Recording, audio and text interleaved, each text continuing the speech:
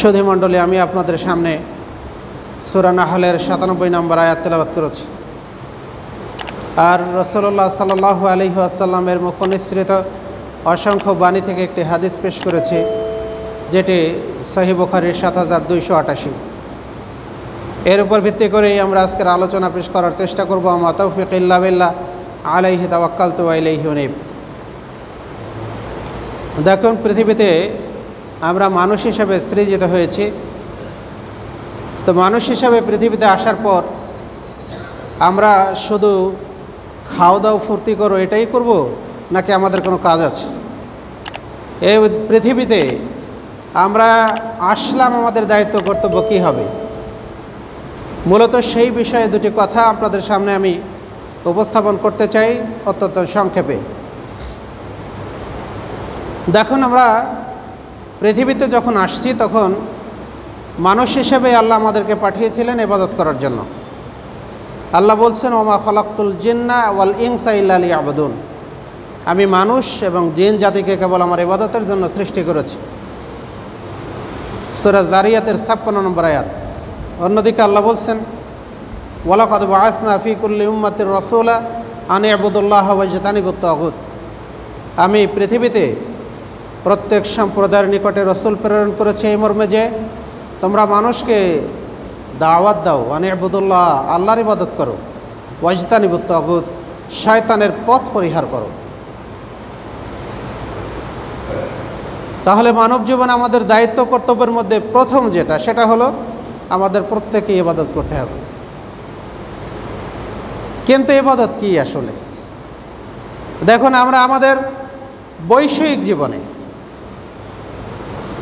২৪ ঘন্টা বলা যায় ১৮টি ঘন্টাই আমাদের চলে যায় দুনিয়াবী কর্মকাণ্ডে।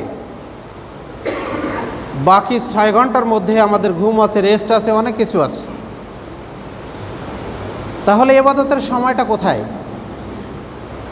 ইবাদত কি শুধু সালাত, সিয়াম, হজ, যাকাত এর মধ্যেই সীমাবদ্ধ, নাকি মানুষের জীবনব্যাপী প্রত্যেকটি কর্মকাণ্ড ইবাদত হতে পারে? শাইখুল ইসলাম ইমাম ইবনে তাইমিয়া রাহিমাহুল্লাহ তিনি বলছেন, আল ইবাদাতু হিয়া ইসমুন জামিউন লিকুল্লি মা ইউহিব্বুল্লাহু ওয়া ইয়ারদাহু মিনাল কওলি ওয়াল আমালিজ যাহিরাতি ওয়াল বাতিনা। ইবাদত হচ্ছে এমন সামগ্রিক বিষয়ের নাম যা আল্লাহ রাব্বুল আলামিন পছন্দ করেন এবং যেটাকে তিনি ভালোবাসেন। সেটা মানুষের কথা, কর্ম, প্রকাশ্য হোক বা অপ্রকাশ্য হোক, প্রত্যেকটি বিষয়ে ইবাদত হতে পারে। তাহলে শুধু সালাত আদায় করা, শুধু সিয়াম পালন করা, শুধু হজ যাকাত করা এর নামে ইবাদত নয়, বরং আমাদের জীবনের প্রত্যেকটি কাজই ইবাদত হতে পারে যদি সেটা পবিত্র কোরআন এবং সহিহ হাদিসের আলোকে সেই কাজটা সম্পাদিত হয়। দেখুন, আমি একটা হাদিস পেশ করছি রাসূলুল্লাহ সাল্লাল্লাহু আলাইহি ওয়াসাল্লামের, যেটা সহিহুল জামের ১৪৮৮ নম্বর হাদিস। সাহাবায়ে কেরাম রাসূলুল্লাহ সাল্লাল্লাহু আলাইহি ওয়াসাল্লামের কাছে বসেছিলেন। তখন একটা যুবক সেখান দিয়ে অতিক্রম করলেন। সাহাবায়ে কেরাম এই যুবকের শৌর্য বীর্য, তার শারীরিক গঠন দেখে, তার শক্তি সামর্থ্য দেখে অভিভূত হলেন। তারা তখন বললেন, লাউকানা ফি সাবিলিল্লাহি, যদি এই যুবকটা আল্লাহর রাস্তায় তার এই সময়টা ব্যয় করতো তাহলে কতই না উত্তম হতো। রাসূলুল্লাহ সাল্লাল্লাহু আলাইহি ওয়াসাল্লাম বললেন, ওয়া ইন কানা খারাজা ইয়াসআ আলা ওয়ালিদিহি সাগারান ফাহুয়া ফি সাবিলিল্লাহি ওয়া ইন কানা খারাজা ইয়াসআ আলা ওয়ালিদাইনি ইয়াসআ আলা আবাওয়াইনি শাইখাইনি কাবীরাইনি ফাহুয়া ফি সাবিলিল্লাহ ওয়া ইন কানা ইয়াখরুজু ইয়াসআ আইয়ুহফিয়া নাফসাহু ফাহুয়া ফি সাবিলিল্লাহ। যদি এই লোকটা তার ছোট্ট ছোট্ট সন্তানদের ভরণ পোষণের জন্য সে চেষ্টারত অবস্থায় বের হয়ে থাকে তাহলে সে আল্লাহর রাস্তায়। যদি সে তার বৃদ্ধ পিতামাতার জন্য, তাদের ভরণ পোষণের জন্য যদি সে বের হয়ে থাকে তাহলে সে আল্লাহর রাস্তায়। যদি সে নিজেকে লাঞ্ছনার হাত থেকে রক্ষা করার জন্য যদি সে বের হয়ে থাকে তাহলে সে আল্লাহর রাস্তায়।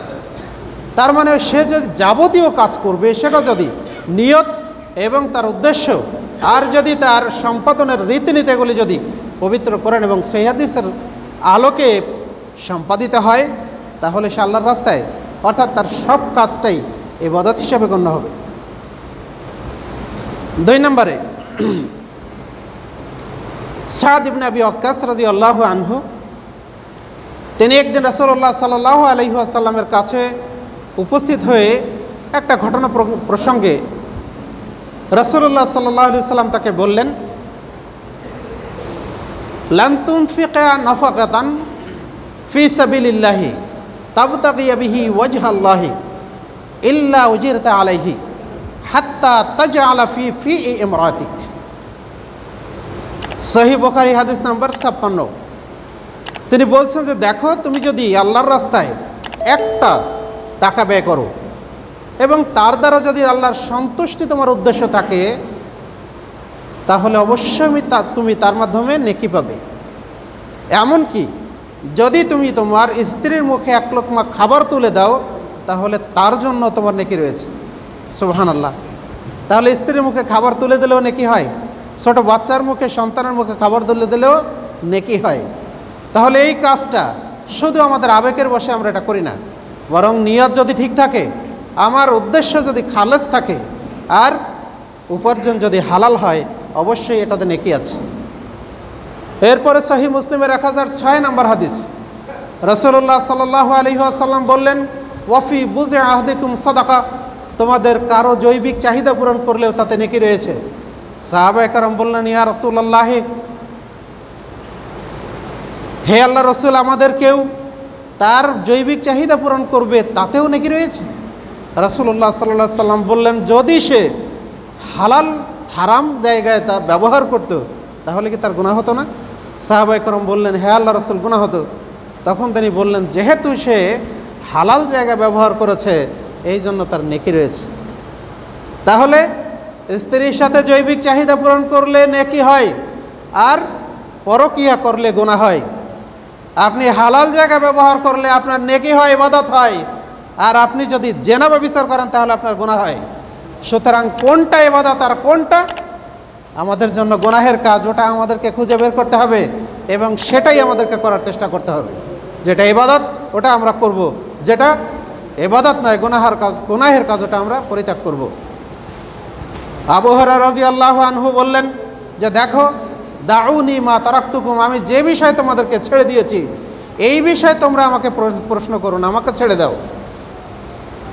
ফাইন্নামা হালাকা মান কানা ক্বাবলাকুম, কেননা তোমাদের পূর্বে যারা ছিল বনী ইসরাইল, তারা ধ্বংস হয়েছে বেশি বেশি প্রশ্ন করার কারণে এবং তাদের নবী রাসূলদের বিরোধিতা করার কারণে। ওয়া ইখতিলাফিহিম আলা আম্বিয়াইহিম, তাদের রাসূলদের বিরোধিতা করার কারণে। ফাইজা নাহাইতুকুম আন শাইইন, সুতরাং আমি যখন তোমাদেরকে কোনো বিষয় নিষেধ করি, ফাজতানিবুহু, ওটা ছেড়ে দাও। ওয়াইজা আমারতুকুম আন আমরিন, আর যখন আমি তোমাদেরকে কোনো আদেশ করি, কোনো বিষয় করার জন্য তোমাদেরকে নির্দেশ দিই, ফাআতাউ বিহি মাস্তাতাতুম, তখন তোমরা ওটা সাধ্যমতো প্রতিপালন করো। তাহলে গুনাহের কাজ সর্বাবস্থায় পরিত্যাজ্য, ওটা কখনোই করা যাবে না। আজকে করে নেই, কালকে তওবা করব, এই জিনিসটা ছেড়ে দিতে হবে। আজকে বয়স কম আছে, সুতরাং এখন ইবাদত করার দরকার নাই, যখন বড় হব তখন ইবাদত করব। নিশ্চয়তা কি কেউ দিতে পারবে যে আমি বড় হওয়া পর্যন্ত আমি বেঁচে থাকব? এই নিশ্চয়তা যদি দিতে পারেন তাহলে আপনি ইবাদত পরে করবেন। আর যদি এই নিশ্চয়তা না থাকে, তাহলে যখন থেকে মানুষ প্রাপ্তবয়স্ক হবে তখন থেকেই তাকে ইবাদত করা দরকার।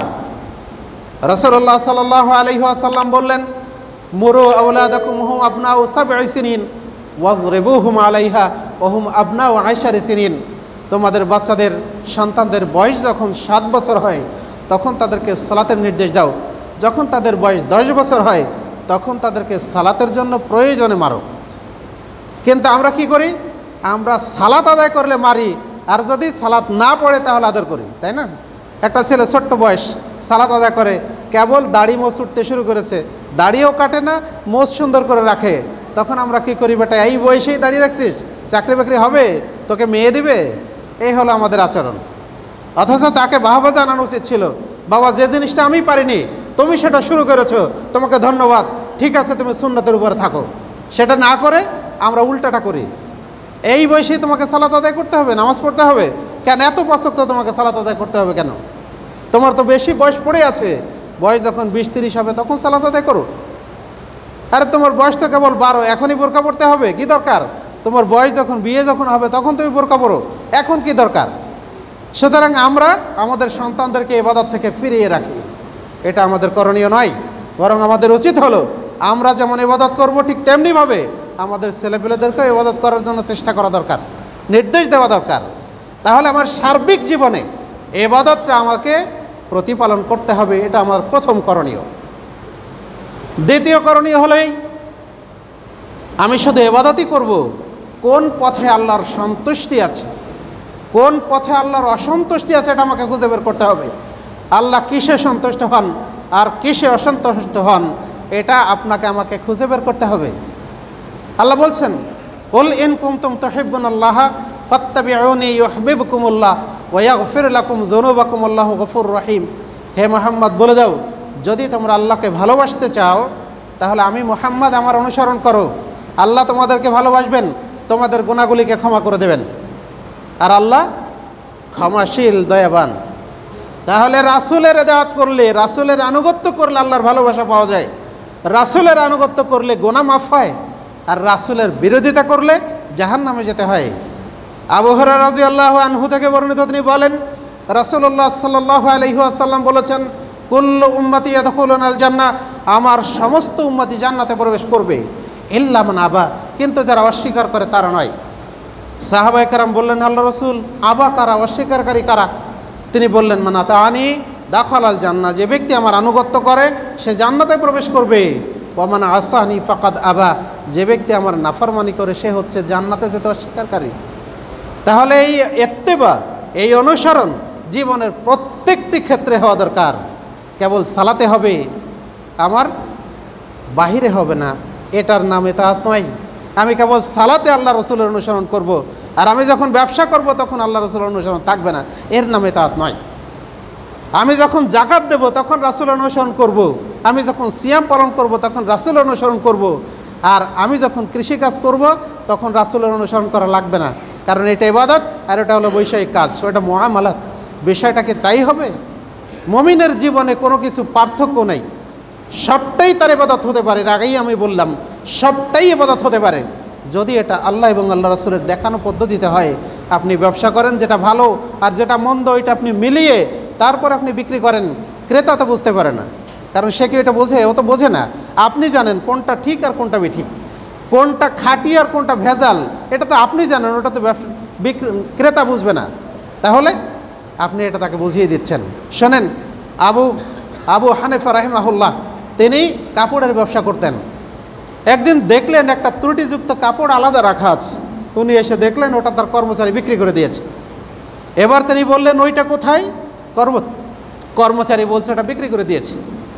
তখন তিনি বললেন, নাউজুবিল্লাহ, তুমি আমাকে হারাম খাওয়ার জন্য প্ররোচিত করলে, তোমাকে আর এখানে কাজ করা লাগবে না, তুমি যাও, আজকে থেকে তুমি বাদ। ওই দিন যা বিক্রি হয়েছে সব কিছু তিনি আল্লাহর রাস্তায় দান করে দিয়েছেন। সুবহানাল্লাহ। আমরা শুধু সেই মানুষের জীবনই পড়ি, আমরা তাদের আদর্শ গ্রহণ করি না। রাসূলুল্লাহ সাল্লাল্লাহু আলাইহি সাল্লামের জীবনই পড়ি, কিন্তু তার সুন্নাত আমরা মানি না, এর নাম প্রকৃত মুসলমান নয়। তাহলে আল্লাহর সন্তুষ্টি যেখানে আছে ওটা আমাকে খুঁজে বের করতে হবে। শুধু ইবাদত করলেই আল্লাহর সন্তুষ্টি পাওয়া যায় না, বরং ইবাদতটা আল্লাহ রাসূলের পদ্ধতিতে হলে আল্লাহর সন্তুষ্টি পাওয়া যায়। ইবাদতে যদি রাসূলের আনুগত্য থাকে তাহলে আল্লাহর সন্তুষ্টি পাওয়া যায়, ইবাদতে যদি রাসূলের আনুগত্য না থাকে আল্লাহর সন্তুষ্টি পাওয়া যায় না, ওই ইবাদতটা আল্লাহর কাছে কবুল হয় না।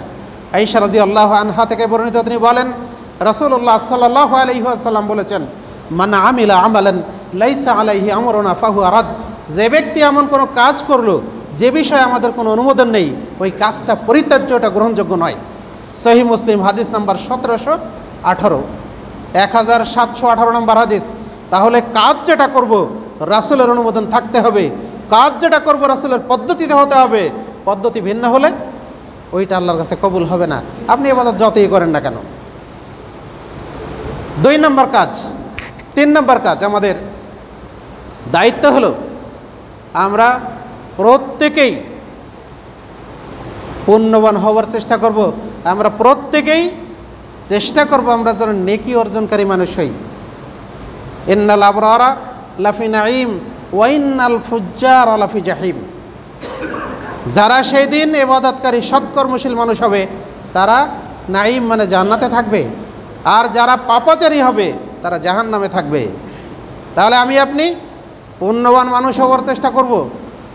ইবনে উমর রাদিয়াল্লাহু আনহু থেকে বর্ণিত, তিনি বলেন রাসূলুল্লাহ সাল্লাল্লাহু আলাইহি ওয়াসাল্লাম বিদায় হজের দিনে তিনি আমাদের সামনে ভাষণ দিলেন। সেখানে তিনি বললেন, ইয়া আইয়ুহান নাস ইন্নাল্লাহা ক্বাদ আযফা আনকুম উব্বিয়াতাল জাহিলিয়া ওয়া তাআযুমাহা বিআবাইহা ফান্নাস রাজুলান। হে জনগণ, শুনে রাখো, আল্লাহ রাব্বুল আলামিন তোমাদের থেকে তোমাদের বংশ গৌরব, তোমাদের আত্ম অহংকার এগুলি বাতিল করে দিয়েছেন। সুতরাং মানুষ দুই ধরনের। ফান্নাস রাজুলান, মানুষ দুই ধরনের। রাজুলুন বাররুন তাকিয়ুন কারীমুন আলাল্লাহি ওয়া রাজুলুন ফাজিরুন শাকিয়ুন হাইয়ুন আলাল্লাহি। এক শ্রেণীর মানুষ হচ্ছে পুণ্যবান আল্লাহ ভীরু, যারা আল্লাহর কাছে সম্মানিত। আর এক শ্রেণীর মানুষ হচ্ছে গুনাহগার, ফাজির, তারা হতভাগ্য, আল্লাহর কাছে অসম্মানিত, আল্লাহর কাছে তুচ্ছ, আল্লাহকে গণ্যই করে না। তাহলে আমরা কোন শ্রেণীর মানুষ হব? নিশ্চয়ই বাররুন তাকিয়ুন আমাদেরকে হতে হবে, আমাদেরকে সৌভাগ্যশীল মানুষ হতে হবে, আমরা পুণ্যবান মানুষ হব। এটা আমাদের দায়িত্ব। কি কাজ করলে নেকি অর্জন করা যায়, কোন পথে চললে নেকি অর্জন করা যায়, আমাকে আপনাকে সেইটা করতে হবে। কোন জায়গায় গেলে গুনাহ হয় সেখান থেকে বেঁচে থাকতে হবে। বাজারে গেলে কি নেকি হয় না গুনাহ হয়? বাজারে গেলে কি হয়? নেকি হয়। অধিকাংশ মানুষ বাজারে গিয়ে অন্যায় কাজ করে কেন? যেমন ধরুন, উদাহরণ বলি, ব্যবসায়ী, আপনি একটা জুমার খুতবার জন্য একটা লাঠি কিনতে গেছেন। এবার দোকানদার বলবে, ভাই বিশ্বাস করেন এই লাঠিটা আমার 100 টাকা কেনা আছে। তাহলে 100 টাকা কেনা থাকলে আপনি কি এই লাঠিটা 100 টাকাই দিবেন? আপনি বলবেন তার সে যখন 100 টাকায় কিনেছে, ক্যারিং কস্ট আছে, অন্য কিছু আছে, তার নিজের শ্রম আছে, তাহলে লাঠিটা অন্তত 120 টাকা দিতে হয়। কি প্রয়োজন? এই কথা বলার তো তার প্রয়োজন নাই। হয়তো লাঠিটা দেখা যাবে সে 80 টাকায় কিনেছে, তাহলে এটা বলার কি দরকার? ভাই এটার দাম 120 টাকা, এর কমে আমি বিক্রি করতে পারবো না। কারণ আপনার পছন্দ হলে আমি নিব, পছন্দ না হলে না নেব। কিন্তু অধিকাংশ মানুষই হচ্ছে মিথ্যা কসম করে, না আমার এইটাই, ভাই বিশ্বাস করেন আল্লাহর কসম করে বলছি এইটা আমার এই দামে কেনা, কি দরকার? তাহলে ওই জায়গায় যে সমস্ত মানুষ যায় সাধারণত এই ধরনের পাপাচার করে। একটা বললাম শুধু, আরও বহু ঘটনা আছে। যাই হোক, তাহলে সেখানে আমি আপনি ওই পথ থেকে চেষ্টা করব বেঁচে থাকার। ওখানে প্রয়োজনে যাব, প্রয়োজন সেরে বেরিয়ে আসব। সেখানে গেলেও আমার নেকি হতে পারে। কি নেকি? বাজারে প্রবেশের দোয়া আছে, যদি আপনি পড়েন হাজার হাজার নেকি হবে, হাজার হাজার গুনাহ মাফ হবে। আজকের আলোচ্য বিষয় ওইটা না, আমরা কোথায় নেকি আছে কোথায় গুনাহ আছে ওটা আমরা দেখব। যাই হোক, 4 নম্বর আমাদের কাজ হবে। কি কাজ হবে আমাদের? 4 নম্বর কাজ হবে আমরা আল্লাহর আযাব যেখানে আছে সেখান থেকে আমরা বেঁচে থাকব। আল্লাহ বলছেন, যদি জনপদের ওই লোকগুলি তারা যদি ঈমান আনত, লাউ আন্না আহলাল কুরআ আমানু ওয়াত্তাকাউ লাফাতাহনা আলাইহিম বারাকাতিম মিনাস সামাই ওয়াল আরদ। যদি জনপদের এই লোকগুলি ঈমান আনত আর যদি তারা আল্লাহকে ভয় করত, তাহলে বরকতের দরজাসমূহ আমি তাদের জন্য খুলে দিতাম। ওয়ালাকিন কাযাবু, কিন্তু তারা মিথ্যা প্রতিপন্ন করলো।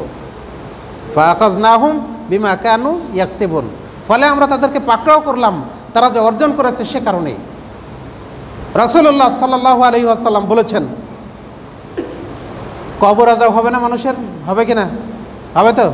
অনেকে কিন্তু অস্বীকার করে, কিন্তু জেনে রাখবেন কবরে আযাব হবে। রাসূলুল্লাহ সাল্লাল্লাহু আলাইহি ওয়াসাল্লাম দীর্ঘ হাদিসে বলেছেন, সহিহ বুখারীর 1386 দীর্ঘ হাদিস। সেখানে তিনি বলছেন, আমি স্বপ্নে দেখলাম এক লোক চিত হয়ে শুয়ে আছে, আর এক লোক পাথর দিয়ে তার মাথা চূর্ণ বিচূর্ণ করছে। আর এক লোককে দেখলাম সে বসে আছে আর কাঁচি দিয়ে তার গাল কাটা হচ্ছে। কাঁচি দিয়ে যার গাল কাটা হচ্ছে এই লোক হচ্ছে মিথ্যা কথা বলতো। তাহলে বাজারে যে লোক মিথ্যা কথা বলে তার পাপ হবে না, শাস্তি হবে না? অবশ্যই হবে। তাহলে মিথ্যা কথা বলছে এই জন্য ওর গাল কাটা হচ্ছে। একদিক কাটে, সেই দিক কাটা শেষ হলে আর এক দিক শুরু করে, তার মধ্যে এটা ভালো হয়ে যায়। আবার যখন এটা শুরু করে, এইটা কাটা শেষ হয়, আবার এটা শুরু করে, এর মধ্যে এটা ভালো হয়ে যায়। রাসূল বললেন, ওর এই শাস্তি কিয়ামত পর্যন্ত চলবে। আর এক লোক, সে যে শুয়ে আছে, সে লোকটা কোরআন শিখেছিল, কোরআন পড়তে জানতো, কিন্তু রাসূল বললেন যে ও রাত্রেও পড়তো না, আর কোরআন অনুযায়ী নিজের জীবনও গড়েনি, ফলে তার এই শাস্তি হচ্ছে কিয়ামত পর্যন্ত এই শাস্তি চলবে।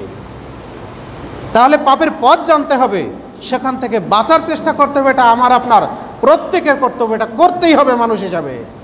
কারণ দুনিয়াতে শুধু খাওয়া পড়ার জন্য আমরা আসিনি, এই দুনিয়া আমাদের জন্য এখানে আমলের জায়গা, এখানে শাস্তি হবে না, কিন্তু পরকালীন জীবন ওটা হচ্ছে আমাদের ফলাফলের জায়গা, সেখানে আর আমল করা যাবে না। তাহলে আমল আপনাকে আমাকে এখান থেকে করে যেতে হবে, ওখানে গেলে আর চিল্লিয়ে কাজ হবে না। সুতরাং আমাদেরকে সাবধান হতে হবে। মৌলিক এই 4টি কাজ আমাদের প্রত্যেককেই করতে হবে। এখানে ছোট বড়, ভালো মন্দ, ধনী দরিদ্র কোনো পার্থক্য নাই, করতেই হবে। আর 3টি দায়িত্ব আছে আমাদের, যেগুলি বিশেষ। 1 নাম্বার হলো আমাদের প্রত্যেকেই ভালো মানুষ তৈরি করার জন্য চেষ্টা করা দরকার। আমাদের ছেলেপেলে আছে প্রত্যেকেরই, তাই না? তাদেরকে ভালো মানুষ তো করা দরকার। আল্লাহ বলছেন, ওয়াল্লাযীনা ইযা যুকিরাল্লাহু ওয়াজিলাত কুলুবুহুম ওয়াস-সাবিরিনা আলা মা আসাবাহুম। ওই সমস্ত লোক, তাদের নিকটে যখন আল্লাহর আয়াত তেলাওয়াত করা হয়, তখন তাদের অন্তর ভীত সন্ত্রস্ত হয়, আর তাদের উপর যখন কষ্ট আসে তখন ধৈর্য ধারণ করে। সূরা আনফালের 2 নম্বর আয়াত আল্লাহ বলছেন, ইন্নামাল মুমিনুনা আল্লাযীনা ইযা যুকিরাল্লাহু ওয়াজিলাত কুলুবুহুম ওয়া ইযা তুলিয়াত আলাইহিম আয়াতুহু যাদাতহুম ঈমানা। মুমিন তো তারাই যখন তাদের নিকটে আল্লাহর স্মরণ করা হয়, জিকির করা হয়, তখন ওয়াজিলাত কুলুবুহুম, অন্তর ভীত সন্ত্রস্ত হয়। যখন জান্নাতের আয়াত শুনে তখন সে আশান্বিত হয়, হয়তো আল্লাহ আমাকে জান্নাতে দিবেন। যখন জাহান্নামের আয়াত শুনে তখন সে ভীত হয়, না জানি আমাকে জাহান্নামে নিক্ষিপ্ত হতে হয়। আর যখন ওয়াইজা তুলিয়াত আলাইহিম আয়াতুহু যাদাতহুম ঈমানা, যখন আল্লাহর আয়াত তেলাওয়াত করে তখন ঈমান বেড়ে যায়। এই জিনিসটা কার হবে? সবার কি এটা হবে? সবার এটা হবে না। যারা মুমিন তার হবে, যে ফাজের, যে মুনাফিক, যে কাফের, তার কখনো এটা হবে না। তাহলে আল্লাহর আয়াত শুনলে মুমিন যে, তার অন্তর ভীত সন্ত্রস্ত হবে, অবশ্যই হবে। তাহলে ওই মানুষ আপনাকে আমাকে তৈরি করার চেষ্টা করতে হবে। সেটা কি এমনিতেই হয়ে যাবে? সেটা এমনিতে হবে না, তার জন্য আপনার আমার প্রচেষ্টা দরকার।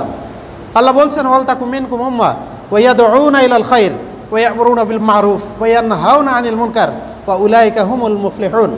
তোমাদের মধ্যে একটা দল হওয়া উচিত, যারা মানুষকে কল্যাণের দিকে আহ্বান করবে, তারা মানুষকে সৎ কাজের আদেশ দিবে, অসৎ কাজ থেকে বাধা প্রদান করবে। ওয়া উলাইকা হুমুল মুফলিহুন, তারাই সফল কাম। তাহলে সফল কাম হওয়ার রাস্তা হলো নিজে ভালো হন, অন্যকে ভালো হওয়ার জন্য চেষ্টা করেন। 2 নম্বর দায়িত্ব হলো বিশেষ, আমাদের পরিবারকে ঠিক করা দরকার।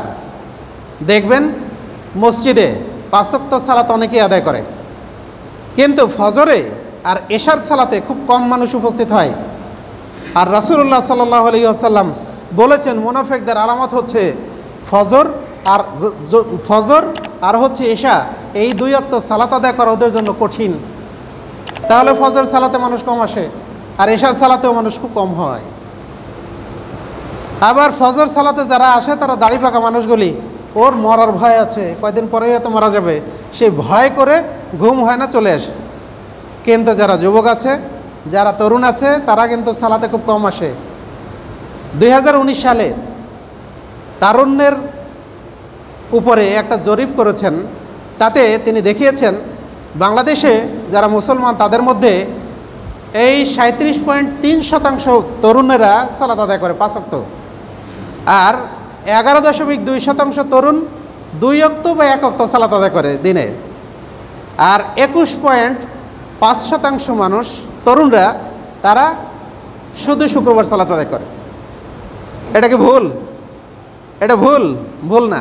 আজকে জুমার দিন মসজিদ ভর্তি আছে, কিন্তু অন্যান্য 5 ওয়াক্তে মানুষই খুঁজে পাওয়া যাবে না। অবস্থাটা এরকম, এটা আমাদের হওয়া উচিত নয়। আল্লাহ বলছেন, কু আনফুসাকুম ওয়া আহলিকুম নারা, হে ঈমানদারগণ, তুমি নিজে এবং তোমার পরিবার পরিজনকে আগুন থেকে বাঁচাও। মসজিদে যখন আসছেন আপনার স্ত্রীকে বলেন যে তুমি ওঠো, সালাত তার আজান হয়েছে, সালাত আদায় করো। আপনার মেয়েটা ঘুমিয়ে আছে, আপনি তাকে ডাকেন, মা ওঠো, অজু করো, সালাত আদায় করো, জামাতের সময় হয়ে গেছে, তুমি সালাত আদায় করো। তাদেরকে ডেকে উঠিয়ে মসজিদে আসেন। যদি ছেলে থাকে তাকে উঠিয়ে সাথে নিয়ে আসেন মসজিদে, বাবা চলো সালাত আদায় করতে যাই, সালাত আদায় করে আসি, যদি প্রয়োজন হয় পরে আবার ঘুমাবে। এটা কি আমাদের উচিত নয়? অথচ দেখা যায় আপনার ছেলেটাকে আপনি প্রতিদিন হাত খরচ হিসাবে 100 টাকা দিচ্ছেন, 500 টাকা দিচ্ছেন, সে আনন্দ ফুর্তি করবে, সেটা ঠিক আছে। কিন্তু এই ছেলেটাকে এখন আপনি এগুলি দিচ্ছেন কি জন্য? এই জন্য দিচ্ছেন দুনিয়াতে ভালো থাকুক, পরকালীন জীবন ওই ছেলেটা যে ভালো থাকা তার দরকার, এটা কি আপনি আমি চাই না? অবশ্যই চাওয়া উচিত। সেই জন্য তাকে দাওয়াত দেওয়া দরকার, পরিবারটা ভালো করা দরকার, ইসলামী পরিবার হিসেবে গড়ে তোলা দরকার। তাহলে এখান থেকে ইসলামী মানুষ বের হবে, ভালো মানুষ বের হবে। পরিবার যদি নষ্ট হয় তাহলে এখান থেকে ভালো মানুষ কখনো হতে পারে না। সবশেষে যেটা বলবো সেটা হলেই আমাদের সমাজটাকে ভালো হওয়া দরকার। ভালো হওয়া দরকার না? ভালো হওয়া দরকার। তো এই যে বড় বড় ড্রেন আছে আপনাদের এখানে, তাই না? অনেক পানি থাকে, প্রায় বলা যায় সারা বছরই পানি থাকে। আচ্ছা, এই ড্রেনে যদি কোনো মাছ হয় তাহলে সে মাছটাকে সুস্বাদু হবে না এখান থেকে দুর্গন্ধ আসবে? নিশ্চয়ই গন্ধ আসবে, তাই না? ড্রেনের নষ্ট পানিতে, দুর্গন্ধযুক্ত পানিতে কখনো ভালো মাছ এখানে হতে পারে না। আর যদিও হয় তাহলে দুর্গন্ধযুক্ত হবে। সমাজটা যদি কলুষিত হয় সেই সমাজে ভালো মানুষ কখনোই তৈরি হতে পারে না। সুতরাং এই সমাজটা আপনার আমার ভালো করার জন্য চেষ্টা করতে হবে। কিভাবে? রাসূলুল্লাহ সাল্লাল্লাহু আলাইহি সাল্লাম যে পথ এবং পদ্ধতি দেখিয়ে গেছেন সেই পদ্ধতিতে আপনার আমার ভালো করা দরকার। আল্লাহ বলছেন, হুয়াল্লাযী বাআসা ফিল উম্মিয়্যিনা রাসূলাম মিনহুম ইয়াতলু আলাইহিম আয়াতিহি ওয়া ইউযাক্কিহিম ওয়া ইউআল্লিমুহুমুল কিতাবা ওয়াল হিকমা ওয়া ইন কানু মিন ক্বাবলু লাফি যালালিম মুবিন। তিনিই হচ্ছেন সেই সত্তা যিনি উম্মীদের মধ্যে, নিরক্ষরদের মধ্যে একজন রাসূল প্রেরণ করেছিলেন তাদের থেকেই। তিনি এসে মানুষদেরকে ওয়া ইউযাক্কিহিম, মানুষদেরকে পবিত্র করেছিলেন, শিরকের, কুফরের, কুসংস্কারের পঙ্কিলতা থেকে তাদেরকে পরিচ্ছন্ন করেছিলেন, পবিত্র করেছিলেন। ওয়া ইউযাক্কিহিম ওয়া ইউআল্লিমুহুমুল কিতাবা ওয়াল হিকমা, তাদেরকে শিক্ষা দিয়েছিলেন কিতাব এবং তাদেরকে শিক্ষা দিয়েছিলেন হাদিস, কোরআন এবং হাদিস তাদেরকে শিক্ষা দিয়েছিলেন। ফলে সেই সমাজের মানুষ আদর্শ মানুষ হিসেবে তৈরি হয়েছিল। আমরা তাদেরকে সোনালী মানুষ হিসেবে জানি, তাই না? স্বর্ণযুগের সোনালী মানুষ হিসেবে জানি। তারা দুনিয়াতে থেকে জান্নাতের সুসংবাদ পেয়েছে। এখন হয়তো আপনাকে আমাকে জান্নাতের সুসংবাদ দেওয়ার মতো কোনো মানুষ এখন নাই, নবী নাই, রাসূল নাই, কিছুই নাই। তবে আপনি আমি যদি ওই জান্নাতি পথের পথিক হই, আমি আপনি যদি ওই জান্নাতি রাস্তায় চলি, আমি আপনি যদি সিরাতুল মুস্তাকিমে অটল থাকি, তাহলে আমরা আশা করতে পারি আল্লাহ রাব্বুল আলামিন আপনাকে আমাকে জান্নাত দেবেন ইনশাআল্লাহ। আশা করতে পারি না? আশা করতে পারি। তাহলে সেই সমাজ আপনাকে আমাকে গড়ে তোলা দরকার। কিন্তু সমাজ ভালো হয় সমাজ নেতার কারণে। আপনারা কি আমার সাথে একমত? সমাজের নেতা যদি ভালো হয় তাহলে সমাজ ভালো হয়। সমাজের নেতা যদি দুষ্ট হয় সমাজটা কখনোই ভালো হয় না। ওমর ইবনে আব্দুল আজিজ রাহিমাহুল্লাহ একদিন তিনি মানুষের সাথে কথা বলছেন রাষ্ট্রীয় প্রয়োজনে, রাত্রে মোমবাতি জ্বালিয়ে আছেন। কথাবার্তা শেষ হয়ে গেছে, ইতিমধ্যে এক লোক প্রশ্ন করছে যে আপনার অবস্থা সম্পর্কে আমাদেরকে একটু বলেন। তখন তিনি মোমবাতিটা ফুঁক দিয়ে নিভিয়ে দিলেন আর তার চাকরদেরকে বললেন যে এই আমার ঘর থেকে বাতি নিয়ে আসো। তো বাতি নিয়ে আসা হলো, এরপর বাতি জ্বালালেন, এরপর বললেন এইবার বলো তুমি আমাকে কী যেন জিজ্ঞেস করছিলে? তখন বলছে যে আপনার ব্যক্তিগত মানে আপনার অবস্থা সম্পর্কে আমি জানতে চাই, কিন্তু আপনি আগে মোমবাতিটা নিভিয়ে দিলেন কেন? তখন তিনি বলছেন যে দেখো এতক্ষণ রাষ্ট্রীয় কার্যক্রম আমি করছিলাম আর এই মোমবাতিটা হচ্ছে বাইতুল মালের জিনিস। সুতরাং বাইতুল মালের এই মোমবাতি জ্বালিয়ে তুমি আমার কথা শুনবে, আমার ব্যক্তিগত কথা, এটা আমি করতে পারি না, এটা হতে পারে না। সুতরাং যখন তুমি আমাকে ব্যক্তিগত কথা জিজ্ঞেস করছো তখন আমি ওটা নিভিয়ে দিলাম, আমার নিজের জিনিস আমি এখানে নিয়ে আসলাম, আমার বাতি জ্বালুক, এবার তুমি বলো যা বলার। তাহলে আপনাকে আমাকে ওই রকম আমানতদার হওয়া দরকার। যদি নেতা এরকম হয় তাহলে জনগণ ভালো থাকবে, আর নেতা যদি রক্ষকের জায়গায় ভক্ষক হয় জনগণ কিছুই পাবে না। দেখুন ভারত উপমহাদেশে মুহাম্মদ বিন তুগলকের নাম আমরা অনেকেই শুনেছি। একদিন তিনি শুনলেন যে তার দেশে বিচারক এক যুবকের প্রতি অন্যায় করেছে, বিচারটা অন্যায় হয়েছে। এবার তিনি রাজদরবার ওনাকে ডেকে পাঠালেন। এবার যুবককে বললেন, আমি শুনেছি তোমার প্রতি অন্যায় করা হয়েছে, তাহলে কাল কিয়ামতের মাঠে আমাকে এই অন্যায়ের জবাবদিহি করতে হবে। সুতরাং কিয়ামতের দিন আমি এটা পারবো না, তুমি এই মুহূর্তে তোমার প্রতি যে অন্যায় বিচার হয়েছে তার তুমি প্রায়শ্চিত্ত করো। যুবক মানে বিস্ময়ে অভিভূত হয়ে গেছে, কিভাবে সম্ভব। তখন তিনি একটা বেত আনালেন, আনিয়ে বললেন যে তুমি আমার পিঠে আঘাত করো, যেভাবে তোমাকে করা হয়েছে ওইভাবে করো, তুমি জোরে জোরে করো। সে নারাজ, কিন্তু বাচ্চা তাকে ছাড়ে না। এবার পিঠের জামা উঠিয়ে বললেন তুমি এবার পিটাও। পিটালেন, বাচ্চা বলছেন আরও জোরে পিটাও। পিটিয়ে রক্তাক্ত করে ফেললেন। এরপরে বললেন যে যুবক, তোমাকে ধন্যবাদ, তুমি আমাকে পরকালীন শাস্তি থেকে তুমি আমাকে বাঁচালে। তুমি যদি এটা না করতে তাহলে আল্লাহর কাঠগড়ায় আমি হয়তো আসামি হয়ে যেতাম, তোমাকে ধন্যবাদ। তাহলে বিচারক যদি এরকম হয়, অবশ্যই শাসক যদি এভাবে হয়, তাহলে অবশ্যই আমাদের দেশ, আমাদের সমাজ ভালো হতে বাধ্য। আর শাসক যদি অন্যরকম হয় তাহলে দেশ কখনো ভালো হবে না। আর একটা বলে শেষ করে দিচ্ছি, ওমর রাদিয়াল্লাহু আনহু সাদাকার উট তিনি প্রস্তুতি নিচ্ছেন যে এগুলি পরিচর্যা করবেন, কাপড় চোপড় খুলে রেখে এক জায়গায় তিনি উটগুলি পরিচর্যা করবেন। এমন সময় ইরাক থেকে এসেছেন আহনাফ ইবনে কায়েস রাদিয়াল্লাহু আনহু। তিনি তখন বললেন, আহনাফ তুমি তোমার জামা কাপড় খোলো আর আমিরুল মুমিনিনকে সহযোগিতা করো। এগুলি হচ্ছে সাদাকার উট, এর মধ্যে ইয়েতিমদের, এর মধ্যে বিধবাদের হক আছে, সুতরাং আমিরুল মুমিনিনকে তুমি সহযোগিতা করো। তখন জনৈক ব্যক্তি বলছেন, আমিরুল মুমিনিন, আল্লাহ আপনাকে রহম করুন, যদি আপনি অন্য কোনো চাকরকে নির্দেশ দিতেন, অন্য কোনো গোলামকে নির্দেশ দিতেন তাহলে কি ভালো হতো না? তাহলে তো যথেষ্ট হতো। তখন তিনি বললেন, ওমর ইবনুল খাত্তাবের চেয়ে আর আহনাফ ইবনে কায়েসের চেয়ে বড় গোলাম আর কে আছে, যে হচ্ছে মানুষের সেবক। তাহলে এই দায়িত্বশীল নেতা যদি হয়, আমানতদার নেতা যদি হয়, সমাজ ভালো হবে, দেশ ভালো হবে। নেতা যদি এরকম না হয়, সমাজ নষ্ট হবে। সুতরাং আসুন আমরা শুধু নিজেকে বাঁচাই এমনটা নয়, নিজেও বাঁচি, পরিবার বাঁচুক, সমাজ বাঁচুক, দেশ বাঁচুক, আমরা সেই চেষ্টা করি।